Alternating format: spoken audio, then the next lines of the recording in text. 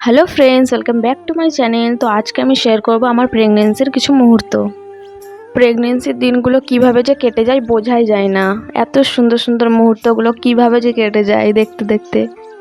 আর আমি অনেকেরই দেখেছি প্রেগনেন্সি টাইমে টক কিছু খেতে ইচ্ছা করে, কিন্তু সত্যি বলছি ভাই, আমার কোনো টক কিছু খেতে ইচ্ছা করতো না।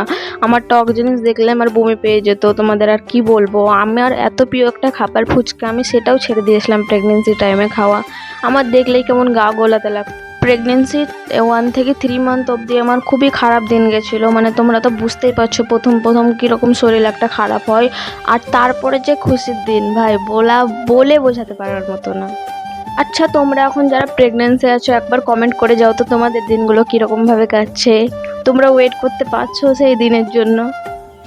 আর তোমরা কি চাও আমি আমার প্রেগনেন্সি এক্সপিরিয়েন্স তোমাদের সঙ্গে শেয়ার করি? তাহলে একটা করে কমেন্ট করে ফেলো, আমি তোমাদের লং ভিডিওতে বলে দেবো। আর ভিডিওতে এত অবধি চলে এসছো তখন লাইক সাবস্ক্রাইব করে যাও। টাটা।